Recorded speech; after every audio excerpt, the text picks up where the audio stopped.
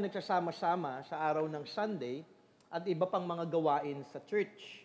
Bakit tayo nagkakaisa na makinig at mag-aral ng salita ng Diyos? Bakit nga ba for 42 years ang church ng BSL ay naririto pa rin? Alam ko na hindi tayo nagsasama-sama dahil may relihiyon lamang tayo. Minsan kasi sinasabi lamang may religion ako, o dahil ito ay nakagawian na lamang natin every Sunday. Maaring ito sa iba, ngunit para sa atin, alam natin sa ating mga puso na tayo ay hindi lamang pagkakataon na, hindi lamang pagkakataon dahil nakagawian lamang natin, kundi alam natin, mga tunay na mananampalataya, na mayroon tayong panawagan sa ating Panginoong Diyos, kaya po tayo naririto. Para sa iba na nagsimula ng kanilang kabataan pa lamang dito sa BSL 42 years ago, nandun na yata yung youth pa lang yata kayo na, no? Ang ating Diyos, out of His sovereign will, kanyang iniligay na sa puso ng mga tao before, noon pa man, na sila ay maging bahagi ng kaligtasang hatid ni Jesus.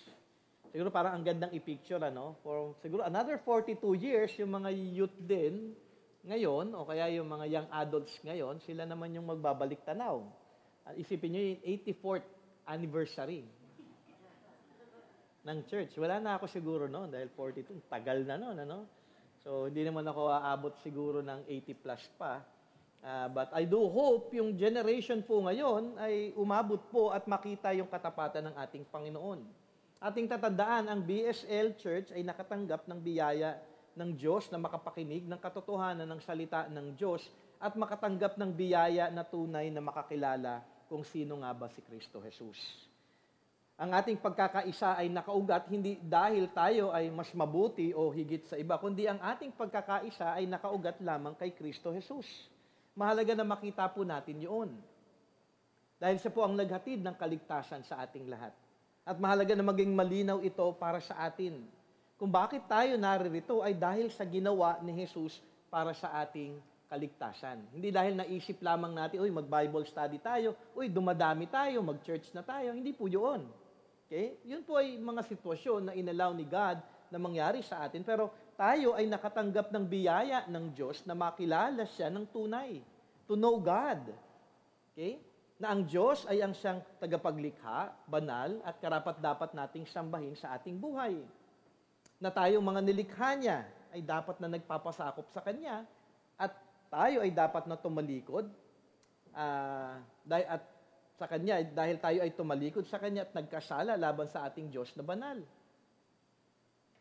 Alam niyo yun? Mahalaga po na makita natin yung mga katotohanan po na yun. Na ang Diyos ay napakabuti, puno ng biyaya at pag-ibig at awa na tayo ay inabot sa ating pagiging makasalanan. At dahil sa pag-ibig ng Diyos at awa sa atin, Kanyang ipinadala ang Kanyang anak na si Kristo Jesus upang tayo ay iligtas sa ating pagkabulag at pagkakaalipin sa kasalanan. Lahat po tayo, yun ang ating tunay na kalagayan. But only because of Christ, sa pamamagitan ng Kanyang perpektong pagsunod sa Diyos Ama, upang tayo ay magkaroon ng katwiran, sa Kanyang pag-aalay ng Kanyang sarili para maging pambayad sa ating mga kasalanan, sa Kanyang muling pagkabuhay na paghayag na ang kamatayan ni Jesus ay naging katanggap-tanggap sa ating Diyos Ama at kung sino man ang makakatanggap ng biyaya na tunay na manampalataya kay Jesus at magsisi o tatalikod sa kasalanan ay mapapatawad at magkakaroon ng buhay na walang hanggan. Yun po yung blessing natin. Kaya po tayo naging church. Dahil po sa ginawa ni Jesus Christ. Because we are in Christ, tayo ngayon are in fellowship. Kaya po tayo nagkasama-sama dahil ito po yung panawagan ng ating Panginoong Diyos para sa isang mananampalataya. Dahil sa katotohanan ito, sa hatid ng gospel sa atin, ng ating Diyos, tayo ay Kanyang ipinag-isa kay Kristo Jesus. Naririto ako, naririto kayo for how many years? Dahil sa katotohanan ng salita ng Diyos at dahil tayo ay tinubos ng ating Panginoong Hesukristo. At nawa sa darating pang mga susunod na henerasyon, ating ipanalangin na ang ating church sa tulong at biyaya ng Diyos ay manatili na nagpapasakop sa ating Panginoong Diyos at nagkakaisa kay Kristo Jesus na ating Panginoon at tagapagligtas. Mahalaga po yun eh. Kaya nga po, may children's ministry tayo, we share the gospel. May youth ministry po tayo, we share the gospel. So for the coming generations po, nagpapatuloy po na yung katotohanan na yun ay buhay. Okay? At sila din, in their generation, sila po ay maging isa kay Kristo Jesus. Na maging united po ang ating church sa katotohanan. At mahalaga na makita po natin yung sa ating church. Are we united? Okay? Are we united in truth? Are we united in Christ? Ngunit ang ating unity sa gospel, ang ating unity kay Jesus ay maaaring masira. Okay? Mahalaga po na makita natin dahil ang lahat po ng churches ay dumadaan po sa maraming pagsubok. Kung tayo ay magpapabaya, maaaring ito, ating church ay hindi magpatuloy. Marami pong mga churches na nagsara. Maraming mga churches na hindi na nagpatuloy dahil marami pong mga sitwasyon na dumaan sa kanilang buhay na hindi po nakaayon sa salita ng Panginoon. Kung ating titignan at babalik tanaw lamang, siguro majority of you na, hindi nyo na naalala yan eh, o hindi nyo na naabutan yun. But ang BSL din po ay dumaan sa bagay na ito. Under before ng unang church, dahil ang ibang leaders noon during bread days ay nalayo sa gospel. Nalayo po kasi sila sa gospel eh, kaya nagkaroon po ng split. Praise God, sa biyaya niya lamang, ang BSL ay, alam mo yun, pumanig sa katotohanan. Pwede ho kayo nasama dun sa dati, sa kabila. But out of the grace of God, at gusto ko makita ninyo yon na out of His mercy, kayo po ay nagpatuloy sa katotohanan ng salita ng Panginoon. Ang division sa churches ay hindi po kakaiba. Maraming mga churches ang dumadaan na po dito. May mga tao talaga in some way nagpaplano na sirain ang church. Di ba? May mga ganong klaseng tao. Hindi mo nga alam bakit eh. I mean, sisirain ko ang church. O plano nila talagang sirain ng church. Ganun po talaga. Maging ang church ng Corinth ay dumadaan sa tinatawag na division or quarreling ng mga kapwa mananampalataya. Pero bago pa man dumating sila to the point of split or division, ang kagandahan, si Paul ay napaalalahanan patungkol po sa mga nangyayari sa church nila. Kaya nga po importante na atin pong naagapan kung ano po yung mga bagay na maaaring sumira po sa ating church. Sabi nga sa 1 Corinthians chapter 1 verse 11, sabi po doon, "For it has been reported to me by Chloe's people that there is quarreling among you, my brothers." Hindi ito chismis. Isipin, kita mo itong mga taong to, nag-report. Kundi ito po'y paghahayag ng sitwasyon na kinakaharap ng church ng Corinth. At sila ay lumalapit kay Paul upang sila ay tulungan na maisaayos ang church at bumalik sa tamang lakad kay Kristo Jesus. Kaya naman after ni Paul na magbigay ng kanyang greetings at thanksgiving sa verses 1 to 9 ng 1 Corinthians, binigyan kaagad ni Paul ng tuon sa kanyang sulat ang patungkol sa problema ng church. Anong problema ito? Sila ay hindi nagkakasundo, may division sila patungkol sa mga bagay sa church at wala silang pagkakaisa. Kaya nga kung ESV Bible ang hawak ninyo, may title po doon na Division in the Church. At ito ay magiging tuon ni Paul sa chapter 1 hanggang chapter 4. Okay, so mahaba po yung context ng church division nila dahil isa-isahin po dito ni Paul from chapter 1 to chapter 4 kung ano yung reason ng divisions po na yon.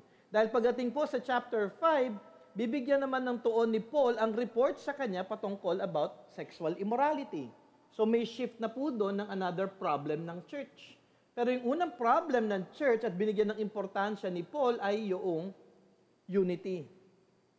Ang magiging tanong ngayon ay saan nagsimula yung division ng church sa kanila? Mahalaga na maaral natin ito, lalo na ngayon na tayo ay nag-celebrate ng 42nd anniversary upang tayo ay maging maingat din at malaman natin kung paano natin biblically mapapanatili ang unity ng ating church. Kasi pwede po tayo mag-fall into division. Pwede po tayo mag-fall into a situation na hindi po magiging mabuti para sa ating church. Bakit nga ba may division? Sabi ni James, sa James chapter 4, verses 1 to 5, "What causes quarrels and what causes fights among you? Is it not this, that your passion are at war within you? You desire and do not have, so you murder, you covet and cannot obtain, so you fight and quarrel. You do not have because you do not ask. You ask and do not receive, because you ask wrongly to spend it on your passions. You adulterous people, do you not know that friendship with the world is enmity with God? Therefore, whoever wishes to be a friend of the world makes himself an enemy of God. So may ilang katotohanan po tayo makikita dito sa James. Passions at war within you. I mean, namumuong bagay sa puso mo na hindi tama. Desires na hindi ayon sa, alam mo yun, dapat ang desire natin is for the Lord. Pero desire na makasarili po ito. Lack of prayer, meaning wala na pong pagtitiwala at pagpapasakop sa ating Panginoon, and friendship with the world. In short, bakit may conflicts and quarrels within the church? Dahil ito po sa selfish desires. Ang tao po ay nagiging makasarili, kaya po nagkakaroon ng conflict. Bakit naging makasarili? Dahil naging tingin ng isang taong ito, dito sa binabanggit ni James, sa sarili niya, na siya yung tama. Ngunit ang problema, ang kanyang pananaw ay worldly, makamundo, nakatuon sa pananaw ng tao at hindi na ayon sa katotohanan ng salita ng Diyos. Doon po yan nagsisimula. Nagkakaroon na ng, alam mo yun, selfish understanding, selfishness sa kanyang sarili, na worldly yung kanyang view, at doon na po magsisimula na malayo sa katotohanan. Sabi nga ni John MacArthur, and I quote, medyo mahaba po ito dahil mahalaga po yung kanyang sinabi dito, "From birth to death, the natural inclination of every person is to look out for number one, to be, to do, and to have what he wants. Even believers are continually tempted to fall back into lives of self-will, self-interest, and general self-centeredness. At the heart of sin is the ego, the I. Alam mo yun, I, ako. Okay? Self-centeredness is the root of man's depravity. The depravity in which every person, since Adam and Eve, except Jesus Christ, has been born. Every Christians are still sinners, justified but still sinful in themselves. And when that sin is allowed to have its way in our flesh, conflict is inevitable. When two or more people are bent on having their own ways, they will soon be quarreling and arguing because their interests, concerns, and priorities sooner or later will conflict. Therefore, cannot possibly be harmony in a group, even a group of believers whose desires, goals, purposes, and ideals are generated by their egos. Nakakatakot po yun. Kaya nga po importante na i-check po natin palagi yung ating mga sarili. Am I humble like Christ? Ang aking bang paglilingkod ay makasarili? Ang aking bang pamumuhay ay makasarili? Ang aking pamumuhay ba ay nakatuon sa kagustuhan ko lamang at hindi na nakaayon sa salita ng Panginoon? Sabi nga, selfish desire, so sabi ni James na mahalaga na atin pong makita at i-check sa ating mga puso. Pero dito sa Corinthian Church, ating tignan, syempre, kung ito po yung parang pinaka-root, ng dahilan, makikita po natin at titignan sa 1 Corinthians, yung dahilan ng kanilang division. Hindi ito nalalayo sa selfish desire na tuon ni James. Siguro ating tignan yung mga passages from 1 Corinthians chapter 1 to chapter 4. So introduction po tayo, isang mahabang introduction, bago po tayo mag-e-end sa 1 Corinthians chapter 1 verse 10 para makita po natin ano nga ba yung dapat na maging tugon natin with all of those division. Okay, para makita po natin yung problema ng church ng Corinth at that time. So mahaba po ito ng kaunti, pero bibigyan po natin ng 4 na reason kung bakit po sila nagkaroon po ng division. First, division because of factions. Okay? Makikita natin ito sa chapter 1, verse 12 to 13. Sabi po doon, what I mean is that each one of you says, I follow Paul, or I follow Apollos, or I follow Cephas, or I follow Christ. Is Christ divided? Was Paul crucified for you, or were you baptized in the name of Paul? At uulitin po ito sa chapter 3, verse 3 to 4. For you are still of the flesh, for while there is jealousy and strife among you, are you not of the flesh and behaving only in a human way? When one says, I follow Paul, and another, I follow Apollos, are you not being merely human? And then in chapter 3, verse 21, sabi doon, let no one boast in men. Ano po sila eh? Makikita natin dito, the believers in Corinth fell into this kind of faction o pagkakahati-hati sa mga tao na kanilang sinusundan. But be reminded, hindi involved dito si Paul o si Apollos o maging si Peter, si Cephas. Kumbaga, ito'y nanggaling lamang sa pagiging, alam mo yun, pagiging makasalanan ng mga taga-Corinthians. Ito ay dahil sa maling understanding ng mga mananampalataya about the leaders in the church. Nagkaroon po sila ng favoritism na base sa makasariling pag-iisip, hindi biblical understanding kung paano tignan ang isang tagapaglingkod ng ating Panginoong Diyos. In warning, in application po sa atin, dapat tayo sa ating church ay maging maingat sa katotohanan ito. Kaya inyong tignan ng inyong puso, buti na nga lang isa ang pastor ninyo. Di ba? Walang I am of this and I am of that.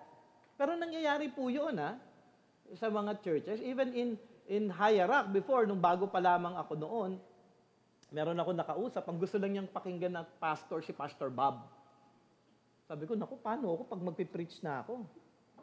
Kaya after ko mag-preach, nung first preaching, lumapit siya sa akin.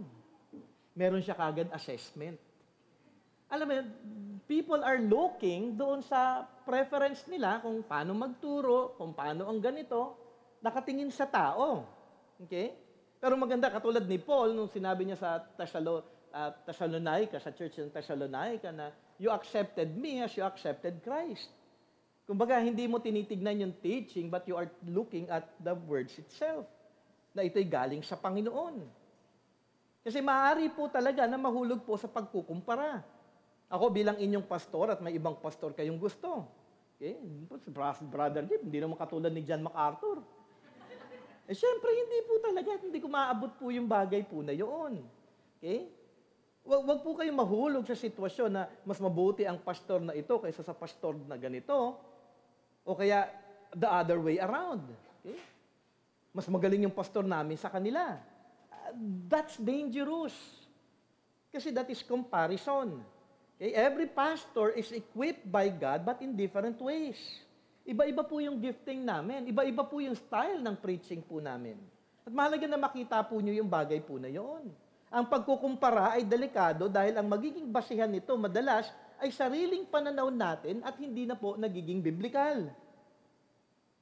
Anong sagot ni Paul sa makasalanang pag-iisip ng mga taga-Corinth? Sabi sa 1 Corinthians chapter 4, verse 1 and 2, this is how you should regard us. Ang linaw na, no? Sabi ni Paul, this is how you should regard us as servants of Christ and stewards of the mysteries of God. Moreover, it is required of stewards that they be found faithful. Okay, wala yata yung passage ko doon at hindi ko yata nasama. Okay? How are we to regard the pastors? Servants of Christ. Lahat po kami mga pastor ay servants of Christ. Tagapaglingkod po kami. So, hindi po dapat talaga kami maitaas. O hindi dapat tayo tumingin sa ating pastors because we are all under shepherds. Kami tagapaglingkod. Not only that, stewards of the mysteries of God. Lahat kami ay may responsibilidad na maging tagapagturo ng katotohanan ng salita ng Diyos. At iba-iba yung kapamaraanan namin o way ng aming pagtuturo, pero pare-parehas po kami na inatasan ng Diyos na maging tagapagturo. So may panawagan po. Stewards, sabi nga, lastly doon, sabi, stewards are to be found faithful. At mahalaga po na makita natin ngayon. So ang pamantayan po natin, hindi dahil mas magaling siya mag-explain, mas magaling siya magturo, mas malinaw siya ng ganito, nasa pakikinig po yan. Okay? Kung inyong maalala, especially for the workers who attended yung workers retreat last Monday, inaral po natin yung 2 Timothy chapter 4 verse 1 to 5. Sana naalala pa ba ng mga umattend? Mahalaga po yun dahil yung 2 Timothy chapter 4, 1 to 5, ito po yung basihan natin dapat sa ating pastor. May panawagan po at dapat natin makita yung katapatan ng servant ni Christ na ibinigay na responsibility sa kanya ng Diyos. Ito ba faithfully niyang ginagampanan? Yung 2 Timothy chapter 4, 1 to 5. Sa amin pong mga pastoral staff sa High-Rock, I do believe by God's grace, we are all faithful in all our ministries that the Lord assigned to us. By grace, we do our ministries. We are not perfect, but we are striving to serve more and learn more sa ating Panginoong Diyos. Once you compare me to others, magiging problema po kapag may comparison na, bitterness will creep in. Mawawala na po yung thankfulness sa inyong mga puso. Gossip will linger. Hearts will be hardened. Soon, either, dalawa po yung mangyayari, you will tell negative things about the pastor, or maghahanap ka ng kakampi that will cause division, or number 2, you will just eventually leave the church. Ito pong dalawang bagay po na ito ay hindi po kakaiba sa hierarchy. And we have experienced that. Yung mga tao doon na nanira kay Pastor Bob, mga naririnig ko before, nakwento sa akin, ay yung prayer presider, mas malinaw pa yung turo kaysa kay Pastor Bob. Grabe ganun katindi sila. Yung mga taong in point of division na. Kaya sabi ko na pinapakinggan, kakaiba pag-iisip mo And then, in the end, they just left. Dahil meron na sila, na-conform na sila doon sa thinking na meron silang nakitang mali. Pero dapat, sabi ko nga, 1 Timothy 4:1-5 yung ating magiging basahan. So, dapat maging tama ang ating pagtingin sa ating pastor. Biblically, inyong ipag-pray, ako po na maging tapat sa aking panawagan. Hindi ako magiging katulad ng pastor na gusto ninyo, pero by God's grace, wala po tayong magagawa, ako po ang inyong pastor. Okay? Ako po yung itinalaga. Hindi ko po ito plinano, pero ako po ay tinawag ng ating Panginoon na maglingkod sa inyong lahat ng buong puso. And I do hope na tayo po ay tunay na maging isa. Dahil isa lamang naman din po ang aking tuon sa aking pagpapastor. Na maging tapat sa Panginoon, sa kanyang salita, sa paghahayag ng kanyang salita, maging tapat sa gospel na hinahayag ng salita ng Diyos, at matulungan ang bawat isa na lumago kay Kristo Jesus. So ang basis ninyo, sabi ko nga muli, is faithfulness. If you see things na ginagawa ko ay contrary sa 2 Timothy chapter 4:1-5, then talk to me. Share to me your thoughts. Brother Jay, hindi ka na yata nagiging patient. Brother Jay, ganito na. So, bahagi po ito At mahalaga po na makita po natin. Hindi po preference lamang ninyo, pero dapat po na maging biblical po yung understanding natin. So, kung hindi po based in 2 Timothy chapter 4 verses 1-5 ang concerns ninyo about the leaders in the church, hindi po ito problema ng pastor, kung hindi problema po ng inyong preference yung bagay po na ito. So, nagkakaroon po ng factions. Isa pong problem ng division is factions. Meron pinapanigan yung isa, may mas gusto yung isa, more than this and more than that. Kaya po nagkakaroon ng division. Unity, be reminded, unity in the truth will bring unity in the church. Okay. Second, division because of worldly wisdom. Okay, mapapansin ninyo sa inyong pagbabasa ng 1 Corinthians, ang salitang wisdom or wise, o in Greek, Sophia or Sophos, ito po ay ginamit 26 times in 1 Corinthians chapter 1 to chapter 3, which is 44 times lamang na ginamit sa epistles in the New Testament. So 44 times ginamit in the epistles, 26 times in 3 chapters. Kasi po ito yung isang problem ng maraming mga churches. Nagkaroon sila ng sarili nilang wisdom. Wisdom that is not based on the truth. Siguro sabi po sa 1 Corinthians doon, marami po ito. I'll give you one example. 1 Corinthians 1:19-20, for it is written, I will destroy the wisdom of the wise, and the discernment of the discerning I will thwart. Where is the one who is wise? Where is the scribe? Where is the debater of this age? Has not God made foolish the wisdom of the world? Ang problem sa Corinth is that they think they have wisdom. They have attained something better than Paul.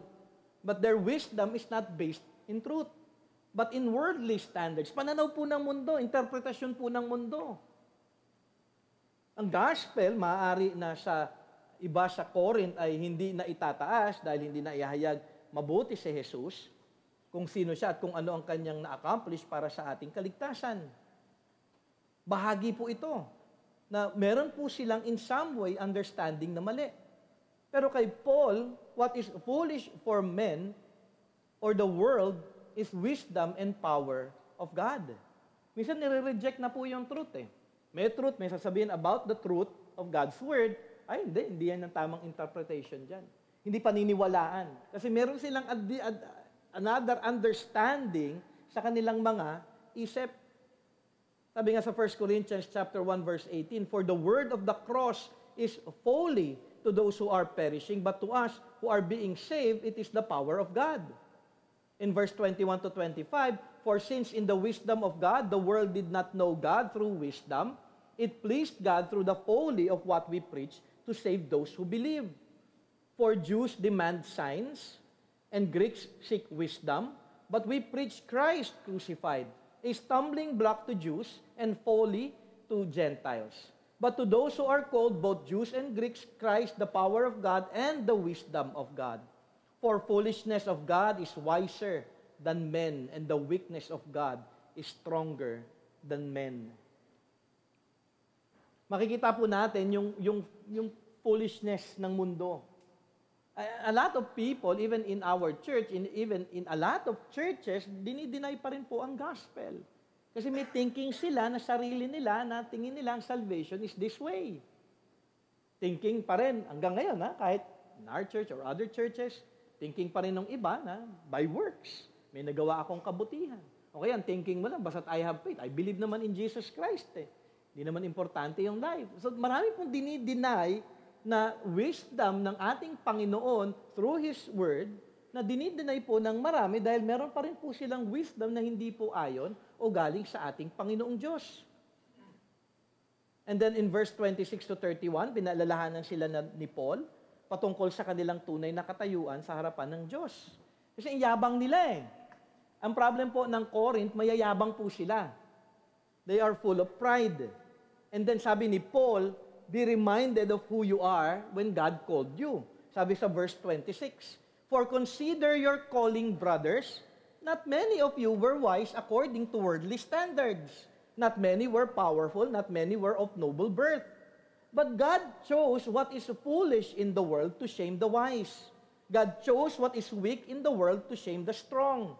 God chose what is low and despised in the world, even things that are not, to bring to nothing things that are, so that no human being might boast in the presence of God. And because of Him, you are in Christ Jesus, who became to us wisdom from God, righteousness and sanctification and redemption, so that, as it is written, let the one who boast in the Lord."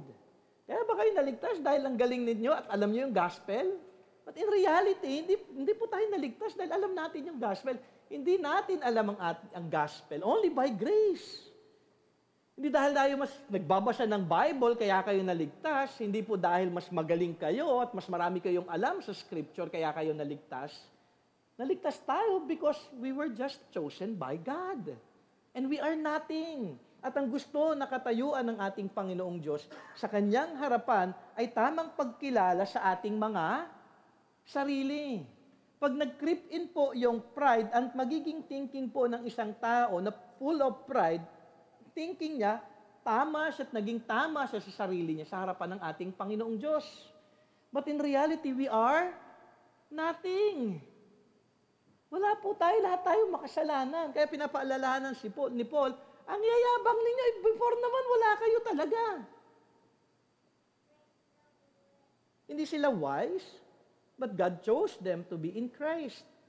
So why fall into thinking that you are wise? We are fools because of sin, and we are saved by grace. So remain humble. Mahalaga po, ito po yung number one characteristic na meron po dapat tayong mga mananampalataya. We remain to see ourselves that we are nothing before the Lord.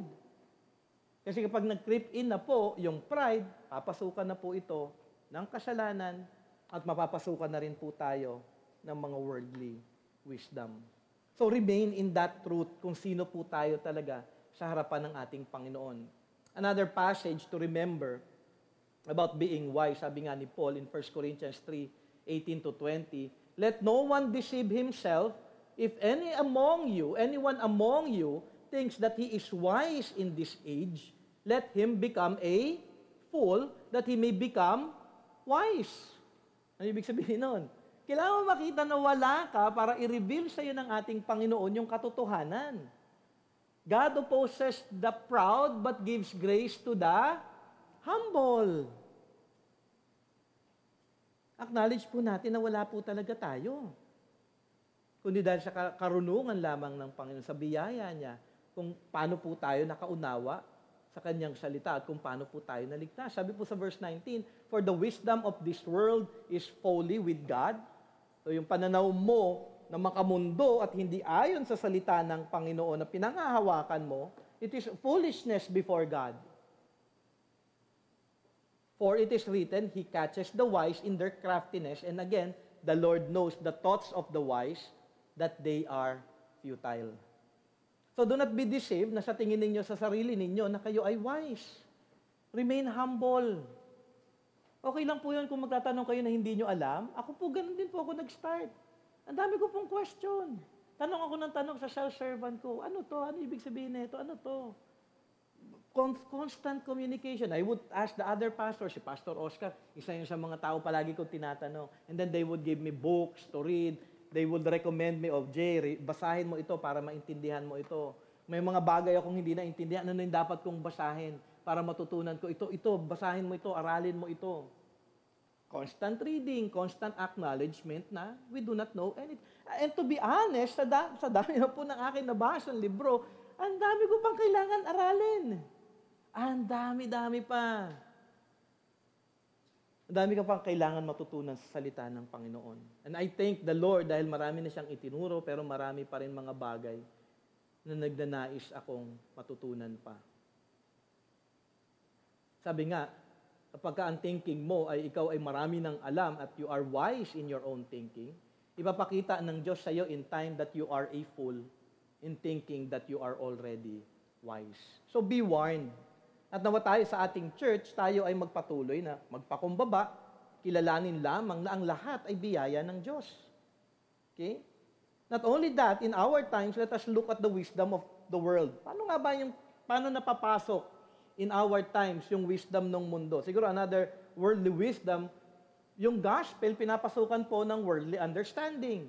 Okay? Ginagawa ng iba dahil sabi nila, offending daw yung gospel, iwa-water down nila ngayon yung truth. Okay? Para mas maraming umattend ng church, huwag niyong babanggitin yung word na sin, ha? Wag. Worldly wisdom po yun eh.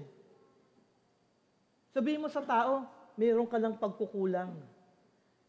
Okay, may sakit ka. Okay, yung thinking, di ba, yung gospel, nawawala na po yung value nung gospel na pag-pray mo lang ito, ligtas ka na. Say the sinner's prayer. Magpa-altar call ka. Ano na ba kayo ng altar call? Meron akong inatinan before, nung nag-aaral pa ako sa IGSL sa seminary. Pinatawag kami dahil doon sa isang school na yon may nagpakamatay. So parang tinawag kami, nag-suicide yung isang estudyante doon sa isang college. Malapit yun sa Cubao. Limutan ko lang kung anong pangalan ng school. So we were called to share the gospel doon sa mga students. And then, yung naatasan lang na ina-invite na church na mag-share ng gospel, napakalabo. Talagang habang nakikinig ako doon, yung puso ko nadudurog na sabi ko, Pastor ba talaga to, Lord? Alam mo yon, yung parang kwento lang niya yung buhay niya. Kwento niya yung buhay niya. And then tapos noon, after niya magkwento ng buhay niya, nagpa-altar call siya. Tapos sinner's prayer niya. Kapag ito pinag-pray ninyo sa puso ninyo, ligtas na kayong lahat. Alam mo yung false assurance. Nakakalungkot po. Kaya nga after that, sabi ko sa mga ka-classmate ko, inaral na naman natin yung gospel, di ba? Sabi ko, i-share nyo na ngayon yung gospel individually kasi may groupings na kami. So, doon na lamang. I do hope yung mga na-sharean ko na kabataan o mga estudyante at that time ay naunawaan nila kung ano nga ba yung tunay na gospel. Ayun, wisdom of the world, akala nila ito yung tama pero hindi ayon sa salita ng Panginoong Diyos. Kunyari daw, another example is church governance. Dahil ang mga companies umuunlad, maraming churches ini-incorporate ang ways ng company sa church. Siguro alam niyo yan, di ba? May nababalitaan ba kayong ganon? Parang ang church, may CEO, okay? Meron silang parang, alam mo, in-incorporate nila yon yung paano dumami, paano lumago yung isang company. They would do that also in church. Kaya yung iba, meron nga akong ibang kilala na churches, dahil, alam mo, may mataas na katungkulan sa isang company siya, elder kagad. Wala namang qualifications. May qualification ng eldership. Worldly wisdom, nakakatakot po. Importante po na makita natin na yung church governance should be always under the Word of God. At marami pa pong ibang pananaw. They will create doctrines na ayon sa pag-iisip ng tao, na hindi ayon sa katotohanan at hindi ayon sa gospel na hatid ni Jesus. Hindi nakasentro sa Diyos at kay Jesus. And by God's grace, we are spared to fall into worldly wisdom. Meron pa rin in some things, diba? But siyempre, by God's grace, we are to thank the Lord that we, by His grace, stands in the truth and live by the truth. Though we are not perfect, don't ever think na tayo yung, alam mo yung, ayos na tayo. Hindi po, mas nakakatakot nga po pag inisip na natin yun eh. Kailangan po na maging palagi po tayong sober-minded. Kailangan po dapat tayo palaging maging handa in our church. Because if we fall away by grace, alam po natin at dapat po natin gawin, pag kami pagkakamali, hindi ayon sa salita ng Panginoon, we are to repent, and by grace, na maging desire po natin ay maiayon lamang sa salita ng Panginoon. So let us pray for our church not to fall into worldly wisdom. Kunyari daw, bigla na lang ako nagturo na, alam mo yun, makamundo, hindi na po ayon sa salita ng Panginoon, hindi na po expository yung teaching ko, kung hindi ayon na sa wisdom ng mundo. So, unity in the truth and the gospel will bring unity in our church. Third, division because of pride. Okay? Isang problem po ng church ng Corinth is pride. Yabang po. Sabi sa 1 Corinthians 3:21, so let no one boast in men. 1 Corinthians 4:7, for who sees anything different in you? What do you have that you did not receive? If then you received it, why do you boast as if you did not receive it? They are also puffed up. 1 Corinthians 4:6, I have applied all things to myself and Apollos for your benefit, brothers, that you may learn by us not to go beyond what is written. Okay? Not to go beyond what is written. Ibig sabihin, kung hindi na po biblical, you are to learn that none of you may be puffed up in favor of one against another. Sa ending ng chapter 4, nagbigay ng warning si Paul sa mga arrogant people. 1 Corinthians 4:18-21, some are arrogant as though I were not coming to you, but I will come to you soon, if the Lord wills, and I will find out the talk of these arrogant people but their power. For the kingdom of God does not consist in talk, but in power. What do you wish? Shall I come to you with a rod, or with love in a spirit of gentleness? So they are arrogant because they think they are wise. They think they are better than Paul. They think they are good than anyone. Okay? Puro po sila salita ng mga bagay na tingin nila na magaling na sila, pero ang laman ng kanilang pananalita ay hindi naman ayon sa katotohanan ng salita ng Diyos. Be reminded, lahat po tayo may pride, may yabang. But I do hope and pray na ang ating maging prayer ay maging katulad po ng ating Panginoong Hesus, na ating chine-check na tayo po sa bawat araw ay tunay na lumalago in humility. Lumalago sa tamang pagkilala sa ating mga sarili, na tayo ay tunay na wala. Dahil ang lahat-lahat sa atin, alam natin na ito ay biyaya ng ating Panginoong Diyos. In reality, wala po talaga tayong pwedeng ipagmalaki. Diba? Ayan, nakapagtapos ka. Is it because of yourself? Grace po ni God yun. Nakapagtrabaho ka, nagkaroon ka ng trabaho na maganda, dahil ba sa iyo yun? Di po, blessing ni God yun. Everything is by grace. Kaya wala po tayong pwedeng ipagmalaki. Everything that we receive, everything that we have, belongs to God. So we are to glorify God. So mahalaga na makita po natin, in order for our church to be united, we are to be united in the truth of who we are in Christ, and that will bring unity in our church. Fourthly, division because of wrong judgment. They were divided because of their sinful judgment. Mapaghusga po sila. Yun po yung problem po ng mga Corinthian church. Yung mga mananampalataya po doon. Comparisons and lifting up men rather than the work of God, with these godly men, brought the people of Corinth into sin in judging Paul. Ginudge po kasi nila si Paul eh. Ayaw po nila kay Paul. Yung po yung parang pinakabuod po nung understanding po o yung context po ng problem about divisions.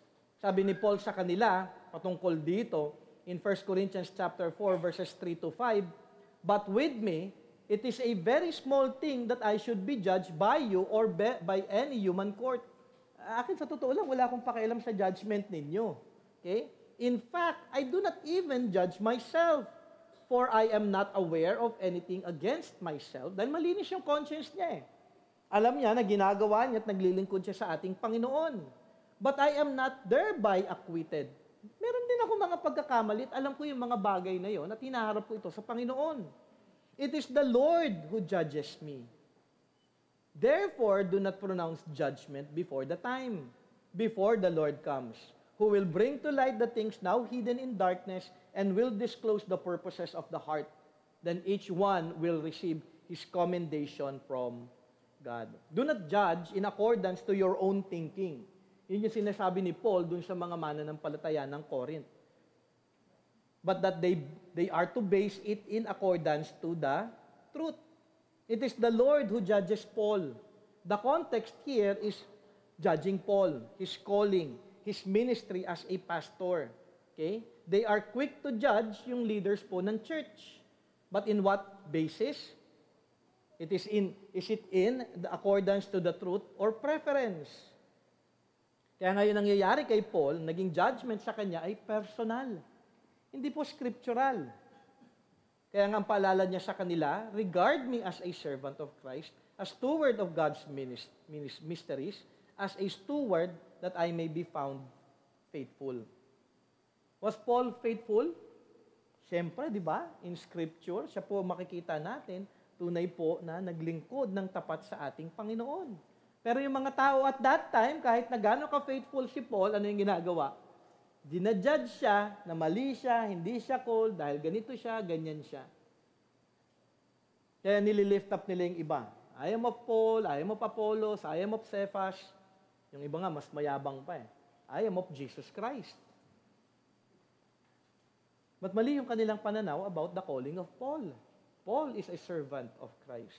Hindi nga ni Paul itinataas ang kanyang sarili. Kaya nagagalit po yung mga tao sa kanya dahil nagtuturo siya ng katotohanan. And when the truth comes out at the hurt ka, dahil ikaw ay laban dun sa truth na yun, kaya ka ngayon nagagalit sa tao. But in reality, si Paul ay faithful lamang sa salita ng Panginoon. So mahalaga na makita po natin na in Scripture, ni-reveal ng ating Panginoong Diyos yung kanyang buhay. And how He lived His life accordance to the truth and how He stood to the gospel of Jesus Christ. So in summary of our introduction, so meron na lang akong ilang minutes na natitira, ito po yung pinaka-problem ng church. Pero mahalaga po na makita natin yung panawagan niya of unity dahil disordered po yung thinking na marami pong mga mananampalataya sa Church of Corinth. Ito po yung problem na kinakaharap po ni Paul at ng mga mananampalataya sa Corinth. They are divided because of those four things. That is why Paul appeals to them in verse 10. Nag-start siya kagad, ito yung standard niya, may problem kayo ng division. Sabi ni Paul sa verse 10, I appeal to you, brothers, by the name of our Lord Jesus Christ, that all of you agree, and that there be no divisions among you, but that you be united in the same mind and the same judgment. Yun po yung calling. Okay? Paul appeals to them Mainly, makikita natin dito as brothers, di ba? Ang galing nga ni Paul eh. May nag-report sa kanya, sa people of Chloe, nag-report sa kanya, alam mo, Paul, ito, yung mga tao dyan sa Corinth, ganyan-ganyan. Pero paano trinit sila ni Paul? He treated them as brothers. Wala pong bias. Wala pong galit, walang bitterness kay Paul. Alam ni Paul na dinajudge siya ng mga taong ito. Alam ni Paul na galit sa kanya yung mga taong ito. But he still calls them, I appeal to you, brothers. May love pa rin si Paul na ipinapakita. Makikita lamang natin dito, mainly yung heart ni Paul para sa kanila. Walang pagmamataas, walang bitterness, kundi puso na nagnanais na makita nila ang kanilang mga sarili na tunay na kalagayan nila sa harap ng Panginoon. His appeal is not because he is Paul, but an appeal to them of their unity in Christ. Para ditong sinasabi ni Paul, mga kapatid, inyong tandaan ang inyong kaligtasan na natanggap kay Jesus. Inyong tandaan na si Jesus ay ating Panginoon at tayo ay dapat lamang na nagpapasakop sa Kanya. Kaya sabi doon, I appeal to you, brothers, by the name of our Lord Jesus Christ. We are our brothers and sisters. And look at the way, parang ano sinasabi doon, look at the way you think. Tingnan niyo yung yabang ninyo. Magkakapatid tayo sa Panginoon. Tayong lahat ay niligtas niya. Actually, yung word na appeal ay maganda po kung atin pong itong kukunin sa Greek understanding dahil yung Greek root po na ginamit dito ay yung word po na helper. Okay, para dun sa mga in-interview, di ba, meron kayong, anong tawag sa kasama ninyo sa membership interview? Parakletos. Okay, doon po nanggagaling yung Greek word po ng appeal, which mean Paul is coming alongside them to help them. Nandito ako para tulungan kayo sa problema ninyo. Okay, andito ako not to judge you, but to correct you and to set things straight in accordance to the truth. I am here to help. Ito ang appeal ni Paul para sa kanilang lahat. At ang tulong na ito ay para sa kanila na sila ay maging isa. Alam mo, nadi-divide na kayo doon sa mga attitudes at mga bagay na ginagawa ninyo. Dahil sa problema ng church patungkol sa division, may reminder si Paul sa kanila na kung ano ang kailangan nilang gawin to bring unity in the church. At ito ay makikita natin sa paggamit ni Paul ng word na that. Okay, yung word na that. Ngunit kung atin pong titignan ito in the original language, isang beses lamang po ginamit yung word na that doon sa first part. Okay? Yung word po na that na ginamit dito is the hina word in Greek, which means ito yung purpose. Okay, may purpose yung aking pag-appeal at ito yung dapat ninyong gawin. So tignan po natin yung tatlong bagay on how for them to grow in unity. Okay? Tatlong that na aking binanggit kanina. That all of you agree, that there be no division, that you be united in the same mind and the same judgment. So number one, para hindi po mag-fall ang church into division, that we all agree. Dapat parehas tayo na, yung word po na, ano po yung ibig sabihin dito ni Paul na agree? Okay? In truth, hindi po lahat ng bagay tayo po ay mag-agree. Di ba? Marami po mga bagay na hindi tayo nag-agree. Okay? Pero may mga katotohanan na dapat tayo ay mag-agree. Sabi nga ni John MacArthur, all believers in a local church are to be in agreement about the things of God. So pagdating sa Diyos, dapat maging biblical po tayo at nag-agree po tayo sa bagay na ito. Yung word po na agree in Greek means speak of the same things. Kumbaga, kung meron tayong mga sinasabi, ang sinasabi natin ay ayon lamang sa salita ng Diyos. Kaya po nagkakaroon ng division at hindi po pagkakaunawa o confusion sa church dahil po wala pong agreement with the truth of God. And I do hope in time, ang church po natin nananatili pa rin po in agreement with the things of God. Para magpatuloy po na ang church, alam mo yun, united in the truth. So we speak about God in accordance to the truth revealed about Him in Scripture. We speak about man, that man is a sinner according to the Word of God. We speak about Christ as He is revealed in the Bible. Kung sino po siya. Hindi po tayo magdadagdag ng pananaw ng tao patungkol sa mga bagay sa salita ng Diyos. Kasi pag nagdagdag po tayo, ito po'y kasalanan at laban po sa ating Panginoon. So meaning we are to agree about the truths we have studied in our Sunday services and in our Bible studies.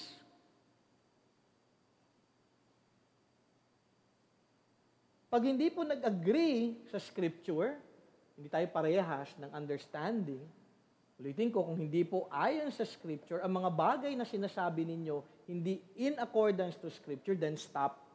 Kaya nga kailangan pong pag-isipan po yun eh.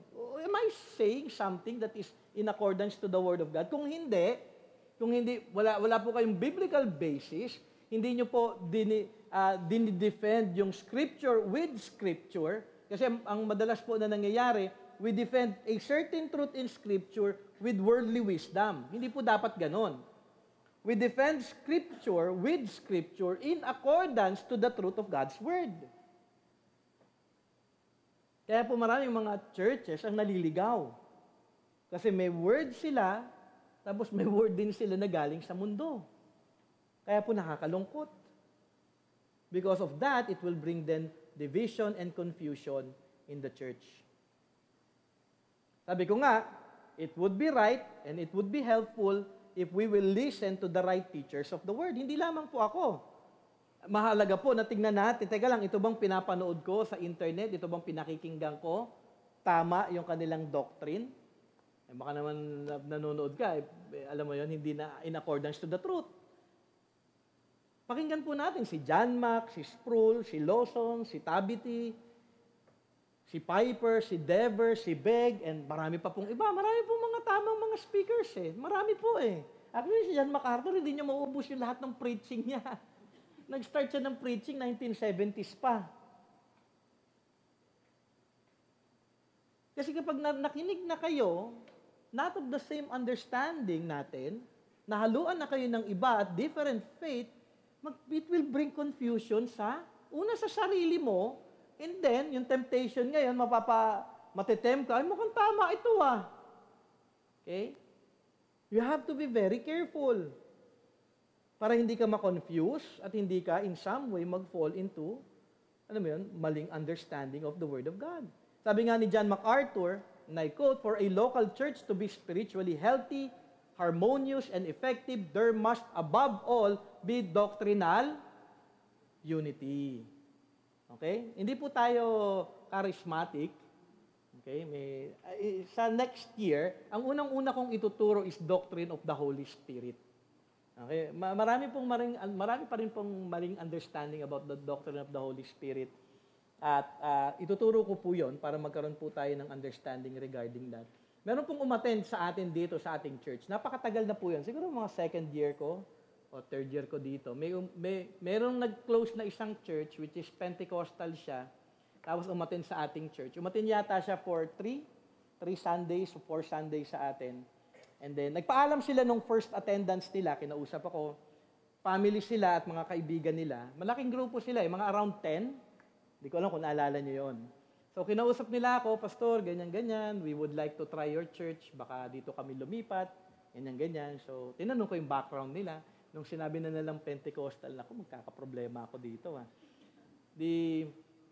Siyempre, binelcome ko sila, and I do hope, if you have any questions, feel free to ask me. If there are things na hindi po clear sa inyo in my teachings, let me know. So, they attended for a couple of Sundays, and then, one Sunday, nag-decide sila, dito pa kami nag-usap niyan eh. Kinausap nila ako at sabi nila sa akin, Pastor, we will not continue. Sabi ko, bakit naman po? Lilipat po kami ng church, hahanap po kami ng church na dun sa gusto namin at ayon dun sa understanding nila. Kasi hindi po kayo nagtuturo about the Holy Spirit. Ang sabi ko sa kanya, when Jesus Christ po is preached clearly in every preaching, the Holy Spirit works. Yun po yung trabaho ng Holy Spirit. I-magnify si Jesus Christ. Maibahagi ang gospel para ang lahat makakilala kay Kristo Jesus. So, kapag ginawa nyo na ng wrong understanding, ang Holy Spirit, malalayo na talaga kayo sa truth. Kaya nga po, even with that simple understanding of the Holy Spirit, you can fall into false understanding na hindi po magiging biblical. Because the Holy Spirit was given to us so that we may know Christ. To help us to be like Christ. The Holy Spirit works in us to regenerate us to know Christ. Yun po yung kanyang work. It's not for Him na hindi mo lang binanggit yung pangalan ni Holy Spirit sa buong preaching mo for 5 Sundays. Ano yun? Kaya we have to be very careful in our understanding because there is a biblical understanding about everything. Kaya nga, kung mapapansin ninyo, for the past time natin dito, this year, marami po tayong mga equipping. At next year, marami pa po tayong mga doctrinal equipping para maging isa po tayo at magkaroon po tayo ng doctrinal unity. Kaya nga po mahalaga that you attend Sunday service, Bible study, equipping program ng ating church para tayo po maging isa sa katotohanan. Hindi po kayo mapag-iwanan. Kaya po kayo nasa local church for you to be equipped and for us, yung equipping po ng church through the Word ay maging isa po tayo at hindi ka po maiwan dun sa bahagi po ng mga bagay na dapat po nating ikinalalago. Okay? So una, that we all agree. Doctrinal, biblical doctrine po natin, dapat po in agreement tayo everything about God na ayon po sa Scripture. Second, napaalala ni Paul that there be no division. Yung Greek word po dito na ginamit is schismata, kung saan po nanggaling yung salitang schism, na ang ibig sabihin to tear or to rip or to separate, yung pinaghihiwalay. Wala dapat paghihiwalay sa inyo, sa church ninyo, okay, na dapat wala pong ganitong klaseng pangyayari. So sabi dito ni Paul, do not rip others with things that are not biblically grounded. Huwag niyong sirain yung relationship ninyo just because hindi ito biblical. Kundi dapat we are to be, walang division, but we are united. May reminder nga po si Paul patungkol sa mga tao na nag-create ng division o separation sa church. Sabi sa Romans 16 verse 17, I appeal to you, brothers, to watch out for those who cause divisions and create obstacles contrary to the doctrine that you have been taught. Avoid them. So yun yung command. Pag may isang tao nag-create ng obstacle, nag-create ng division, anything that is not biblical, avoid them. In matters on which Scripture is not explicit, there is room for difference of opinion. For example, ng not explicit, kasalanan bang manood ng sine? Hindi po. Wala naman pong explicit doon. So, pwede kayong manood. Kung ayaw niyong manood, di wag kayong manood. Kung gusto niyo manood ng sine, di manood kayo sine. Wala pong explicit, wala pong direct command in Scripture sa mga bagay na yon. But in the clear teachings of the Bible, there is no room for difference. Because to differ with Scripture is to differ with God. Napakalinaw, di ba? Pag sinabing, do not be unequally yoked to an unbeliever, that is direct. Pag sinabing love your wife, submit to your husband, children obey your parents, those are clear commands. So, sinasabi dito, there is no room for difference because to differ with Scripture is to differ with, parang sinasabi mo ngayon, kung sinabi mo yan dyan, pero hindi ako naniniwala, Lord. Hindi ako actually yung kaaway ninyo. Hindi ako yung actually nagbigay ng command. You are differing with God. Kinakalaban nyo ang ating Panginoong Diyos. Sabi nga ni Paul, on those things, a church must agree. Okay? Anything taught by anyone in the church that is not doctrinally, biblically, theologically grounded is to be avoided. Because such things will create obstacles, alam mo, mag-create ng wrong understanding about the Word of God, and it will cause divisions. We are to seek the clear teaching of Scripture. Kapag sinabi ito ang doctrine of sin, which is a major doctrine, we are to see it that way. Kung unbiblical ang understanding about it, avoid. Gospel, kung hindi si Christ yung center ng gospel natin, at hindi grace-filled yung gospel na ating sinishare, avoid. Layuan po natin yung mga bagay na hindi po ayon sa salita ng Panginoon. Kung ngayon ito ay ating binabantayan, ating ipanalangin na ang ating church ay manatili sa katotohanan ito upang ang ating church ay patuloy na lumalago, na sumusunod at nagpapasakop sa ating Panginoong Diyos. Kaya po mahalaga yung doctrinal unity . panghawakan po natin yon as a church. Yung mga susunod na generation, kailangan po nilang lumago sa salita ng Panginoon. Para in their generation, pagka wala na ako, wala na mga matatanda dito, iba na yung mga sumusunod, makikita ninyo kung kayo gusto nyo maging united, patuloy na in blessing kay God, continue in the Word of God, that you agree and that there be no division. And lastly, that you be united in the same mind and same judgment. Okay? Last po, sinabi dito that they may be made complete, or in ESV, united. The same mind, same judgment. Hindi ibig sabihin ito ay maging carbon copy ko kayo. Iba-iba ho tayo. Okay? Dahil tayo ay nilikha ng Diyos in a unique way. Okay? Mapapansin siguro ninyo, kami mga full-time pastors, iba-iba po yung styles namin of preaching. Diba? Ang pangit naman kung lahat kami paparehas. Kaya nga siguro na-excite kayo kapag may ibang pastors na dumadating dahil iba naman yung boses, iba naman yung approach nila. And that's good. Mahalaga po yun. Okay? Naalala ko lang, may nakausap ako isang bago pa lamang na uma-attend sa Higher Rock at may sakit si Pastor Bob that time. Hindi niya pa naririnig si Pastor Bob magturo. So, antay na antay siya.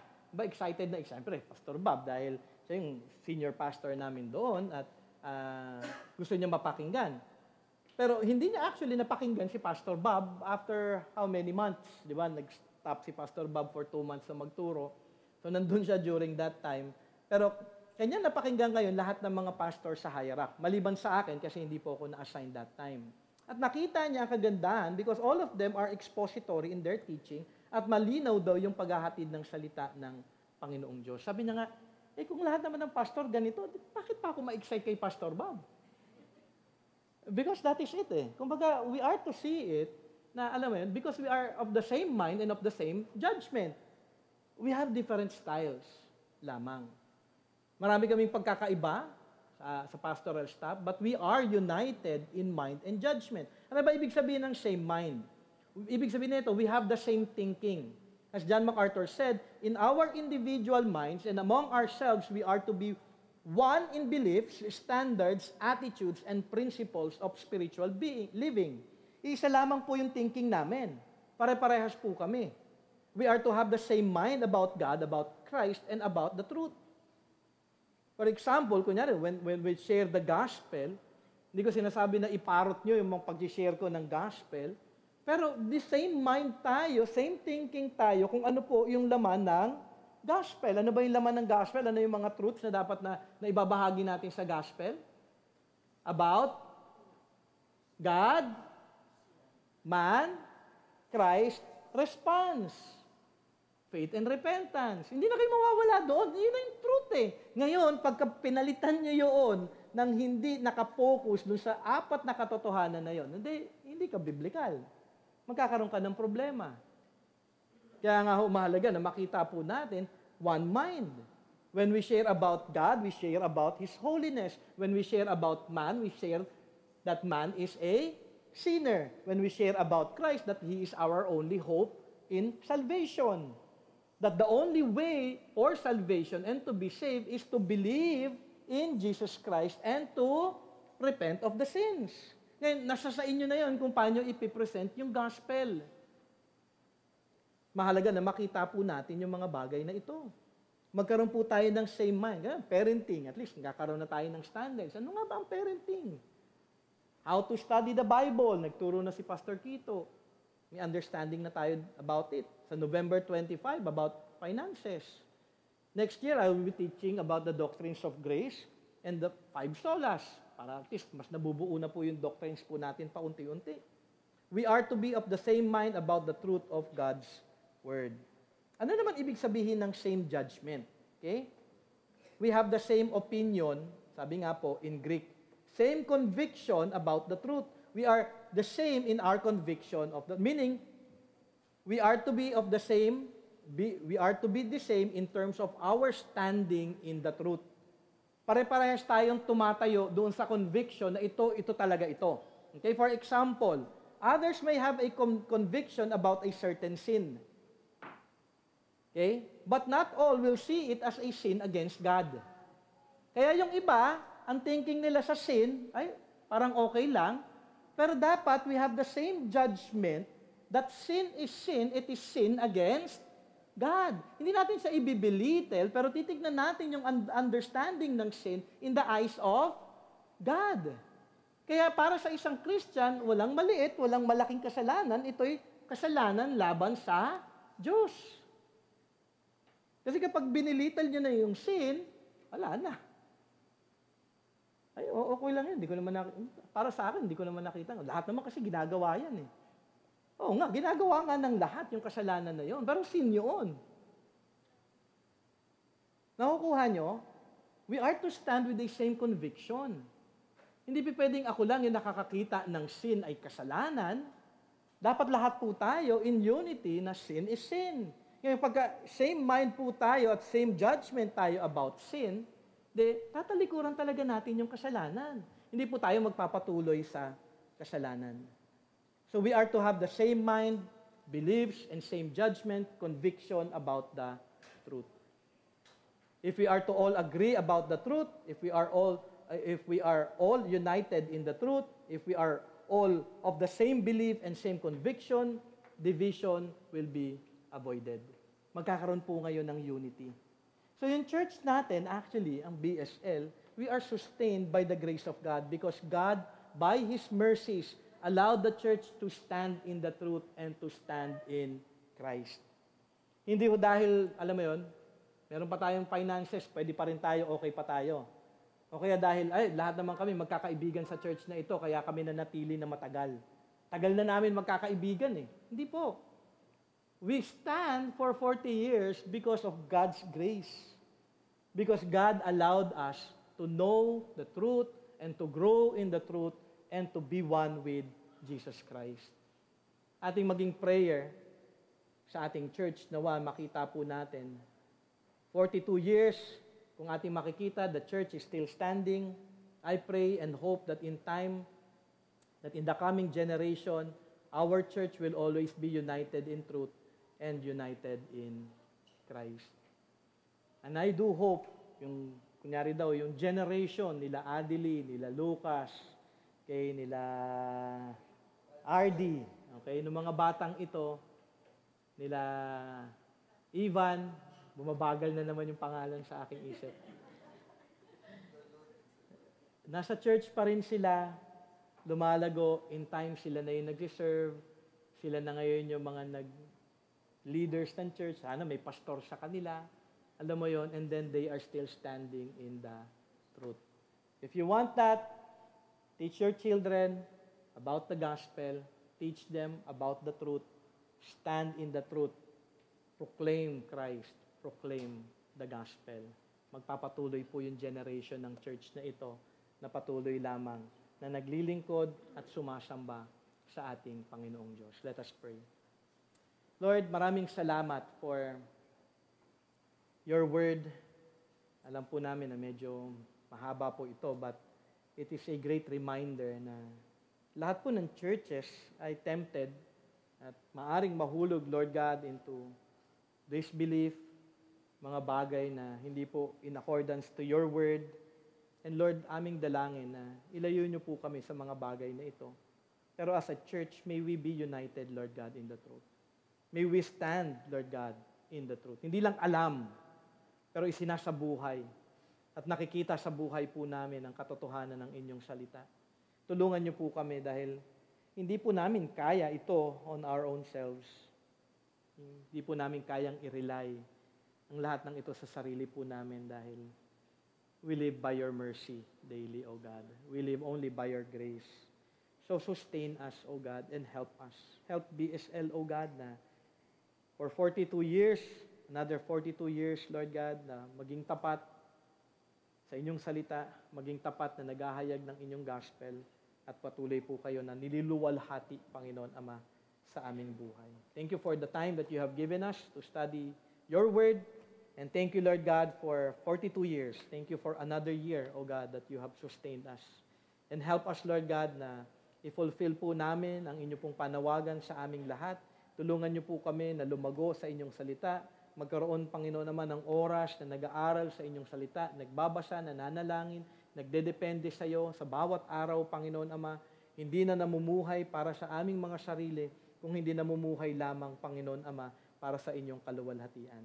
Thank you for your word, and bless us, Lord, sa lahat pa po ng mga activities na aming gagawin. As we celebrate, as we gather together, as we do, Lord God, yung announcement for the new members, yung Lord's table po namin, Lord, nawa patuloy po na kayo ang maging sentro ng lahat. This we pray in Jesus' name. Amen and amen. Okay.